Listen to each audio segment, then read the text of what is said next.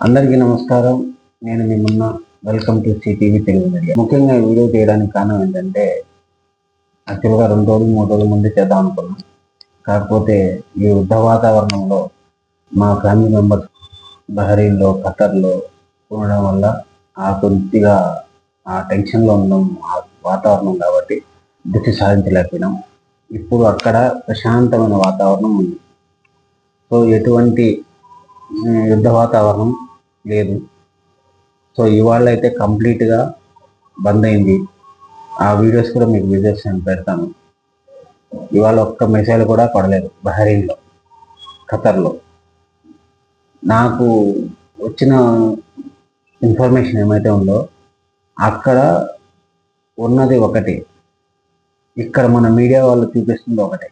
దానివల్ల వీళ్ళకు టీఆర్పీ పెరుగుతుందనో, లేకపోతే వీళ్ళకు ఈ యూట్యూబ్ ఛానల్స్ ఇప్పుడు పుట్టగొడుగులు లాంటి యూట్యూబ్ ఛానల్స్ చాలా వచ్చేసాయి. అందులో చాలా వరకు అన్ని ఫేకే. సో ఆ యూట్యూబ్ ఛానల్స్ వాళ్ళ వ్యూస్ కోసం ఇష్టం వచ్చినట్లు వాళ్ళు చెప్పేస్తుంటే అది విన్నోడికి ఎంత బాధ ఉంటుందో, అది చూసేటోడికి ఎంత టెన్షన్ ఉంటుందో అది మీకు తెలియదు. ఎందుకంటే మీ కుటుంబాలు ఎక్కడ ఉన్నాయి, చాలా మంది కుటుంబాలు అక్కడ నివసిస్తున్నాయి. సో వాళ్ళకు ఎంత టెన్షన్ ఉండదు అనేది అనుభవించిన మాలాంటి వాళ్ళకి తెలుస్తుంది. మీకేమీ అనిపించదు, ఎందుకంటే మీకు జోక్ అయిపోయింది ఈ యుద్ధం అన్న. యుద్ధంలో రెండు దేశాలు కొట్టుకోవడం అంటే మీకు ఒక జోక్. ఎందుకంటే మీకు ఒక క్రికెట్ మ్యాచ్ చూసినట్టుంది. వాడు కొట్టేశాడంట, వీడు కొట్టేశాడు. దానివల్ల భవిష్యత్తులో ఏం జరుగుతుంది అనేది మీకు అది అంత నాలెడ్జ్ లేనట్లుంది. ఎందుకంటే మీకందరికీ ముఖ్యం దేశంలో గొడవలు పెట్టడం, మతాల గురించి మాట్లాడుకోవడం, వీళ్ళు ఏడుస్తున్నారు, వాళ్ళు ఏడుస్తున్నారు, వీళ్ళు ఎందుకు ఏడుస్తున్నారు, వీళ్ళు తరిమేయండి, ఇలాంటివే మీకు ముఖ్యం. అరే 2 దేశాలు కొట్టుకోవడం వల్ల చమురు ధరలు పెరిగిపోతాయి. చమురు దిగుమతి లేకుండా నువ్వు వాడే బండికి పెట్రోల్ ఎంత పెరుగుతుంది, నువ్వు వాడే కారుకు డీజిల్ ఎంత పెరుగుతుంది, ఇది నీకు అవసరం లేదు. నిత్యావసర వస్తువులు పెరిగిపోతాయి, బంగారు రేటు పెరిగిపోతుంది, వెండి రేటు పెరిగిపోతుంది, పెట్రోల్ రేటు, ప్రతి ఒక్క రేటు పెరిగిపోతుంది.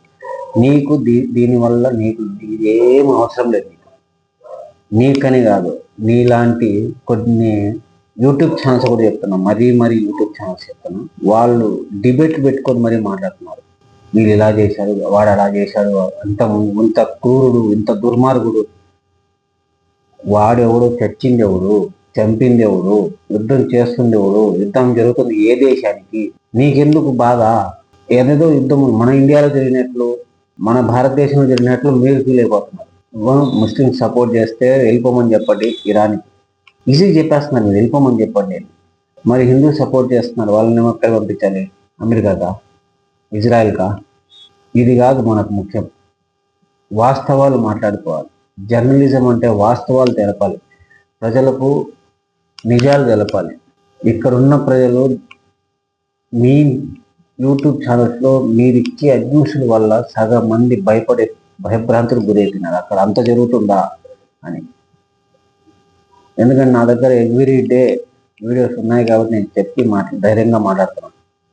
మీరు అనుకున్నట్లు ఎక్కడ పడితే అక్కడ బహరీన్లో కానీ, కువైట్లో కానీ, ఖతర్లో కానీ, దుబాయ్లో కానీ ఎక్కడ జనాల మీదకైతే లేవు. వాళ్ళ బేసెస్ ఎక్కడైతే ఉంటాయో, అమెరికన్ బేసెస్ ఎక్కడైతే ఉంటాయో ఆ బేసుల మీదనే వాళ్ళు దాడి చేయడం జరిగింది. 1-2 చోట్ల దుబాయ్లో జరిగిండొచ్చు, అంతేకాని కువైట్లో కానీ, బహరీన్లో కానీ, ఖతర్లో కానీ ఎక్కడ కానీ సామాన్య ప్రజలకు ఇబ్బంది కలగలేదు. అక్కడి నుంచి వాళ్ళే మొత్తుకుంటున్నారు, అయ్యా మేము బాగున్నాము, మీరు ఎందుకు ఇలాంటి మీడియాలో ఇట్లా ప్రచారం చేస్తున్నారు అని. మీలాంటి వాళ్ళ వల్ల అక్కడ రూలే పెట్టేశారు. ఇప్పుడు ఫేక్ ప్రచారం చేస్తే కఠినంగా శిక్షిస్తామని చెప్పేసి. మరి ఇండియాలో ఎందుకంటే ఇండియాలో అన్ని చోట్ల అన్ని శిక్షలు కట్టుకుంటాయి, మన ఇండియాలో ఏ శిక్ష ఉండదు. అందుకే మీలాంటి వాళ్ళు నోటికి వచ్చినట్లు మాట్లాడుతుంటారు, నోటికి వచ్చినట్లు దుర్భాష ఆడుకుంటుంటారు. మీకు ఏమనిపిస్తే అది గొడవలు చేసుకుంటూ గొడవ పెట్టుకుంటా హ్యాపీగా వెళ్ళిపోతూ ఉంటారు. ఎందుకంటే ఇక్కడ శిక్షలు లేవు, కఠినంగా లేవు. ఏం జరిగినా కూడా 3 నెలల్లో బయటకు వస్తాం. ఇదే ఉంది కాబట్టి ఇట్లా ఉంది ఇక్కడ పరిస్థితి. అదే ఇక్కడ కనుక కఠినంగా ఉంటే, నేను ముందు నా డే 1 నుంచి నా వీడియో ఒకటే చెప్తున్నా, మతాలను రెచ్చగొట్టే పోస్టులు పెడితే వాళ్ళను కఠినంగా శిక్ష అమలు చేసే ఒక జీవో కావాలి. అది ఏ మతస్థుడైనా సరే.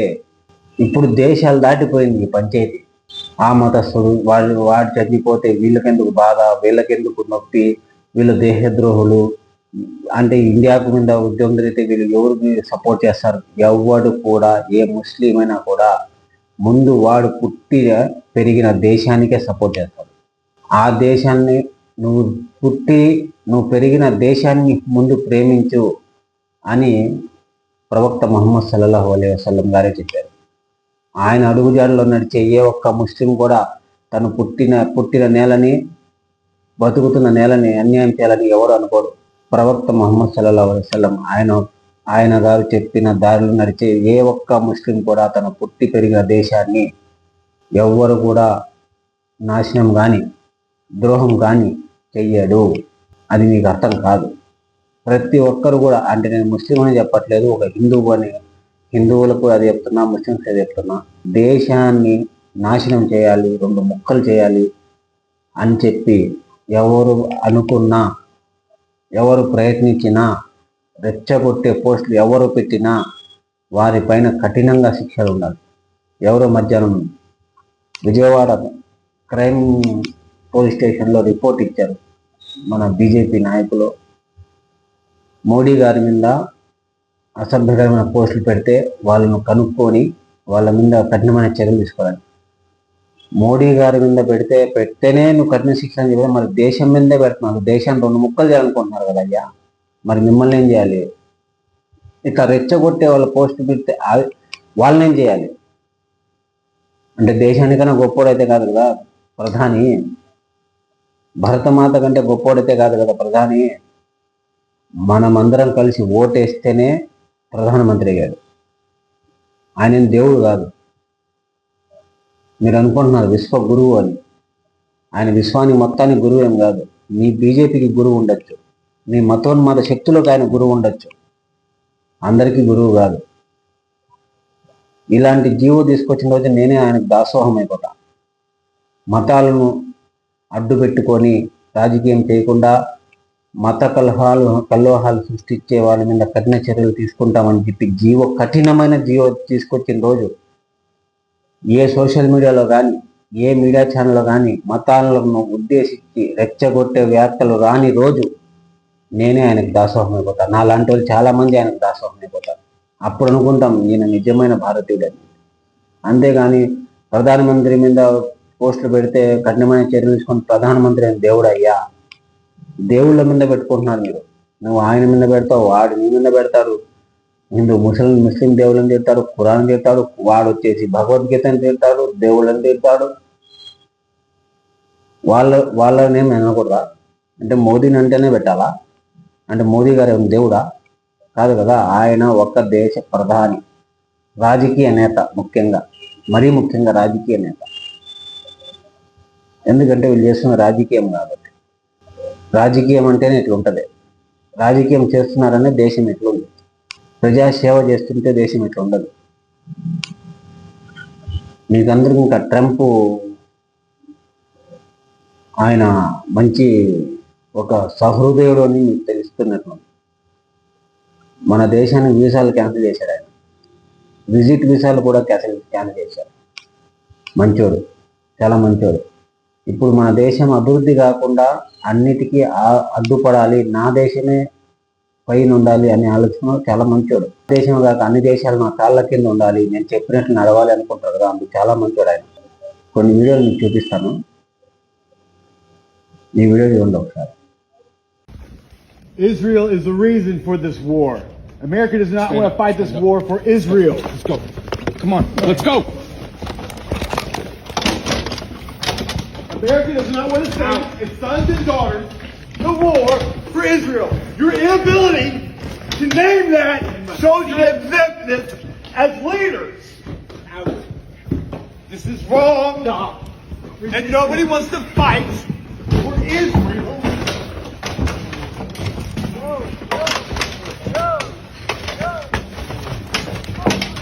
A reminder to all our Commandant, please stand up as a Marine and stand up for America. No one wants to fight for Israel. His hand.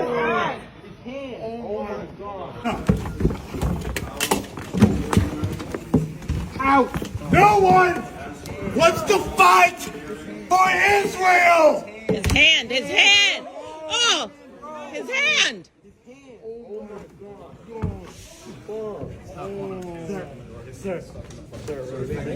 Let go of your hand. Let go of the door. Let go of the door. Can you The senator broke his hand. A sitting U.S. senator just broke the hand of a Marine. Sir. Control your Senate. Arm stuck in the door. Okay, sir. A U.S. senator just broke the hand of a Marine.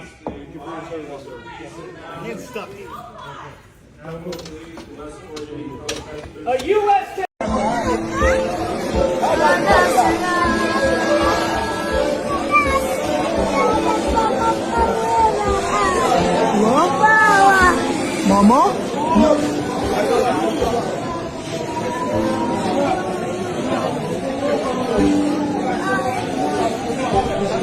ఇప్పుడు మీరు చూసిన video ఉంది కదా, ఇప్పుడు దీన్ని చూసి ఏమంటారు మీరు? ఇలాంటివి చాలా ఉన్నాయి. కొంతమంది పెడతారు ఇరాన్లో సంతోషాలు సంబరాలు అంబరాన్ని ఉంటాయి అని, కొంతమంది పెడుతున్నారు ఇరాన్లో ఏడుస్తూ బాధపడుతున్నారు. ముఖ్యంగా మీరు పెట్టాల్సిన వీడియోలు అక్కడ పడుతున్న ఇబ్బందులు ప్రజలు, ఆ స్కూల్లో చనిపోయిన పిల్లల పేరెంట్స్ వాళ్ళ శవాలను వెతుక్కోలేక ఎక్కడ పడ్డారో తెలియక ఆ శిథిలాల కింద వాళ్ళ పిల్లల్ని వెతుక్కోవడం నిర్మించారు. అలాంటి వీడియోలు పెట్టుకోవాలి. పిల్లలు ఒక పక్క ఎక్కడ ఉన్నారో తెలియక ఆ పిల్లలను ఎత్తుక్కుంటూ ఒక తండ్రి పడుతున్న బాధను నిర్మించారు. ఎందుకంటే మీకు అది అవసరం లేదు. سبقت على الجنة يا حبيبي. لا إله إلا الله. لا إله إلا الله. في الجنة يا حبيبي، في الجنة، في الجنة، في الجنة، في الجنة يا حبيبي، في الجنة سبقوك. لا إله إلا الله. لا إله إلا الله. దయచేసి ఇలాంటి ఆపండి. మనం ఉన్నది ఒక భారతదేశంలో. ఎందుకంటే మన భారతదేశం లాగా ఏ దేశం లేదు. పక్క దేశం మన దేశాన్ని చూసి గర్విస్తున్నాయి చాలా దేశాలు. దాన్ని ఇలాగే కొనసాగిద్దాం. 80s 90s ఎలా హ్యాపీగా ఉన్నామో అలానే హ్యాపీగా ఉండడానికి ప్రయత్నిద్దాం. సో ఇదండి. Stay tune CTV Telugu media. జై హింద్, నమస్తే.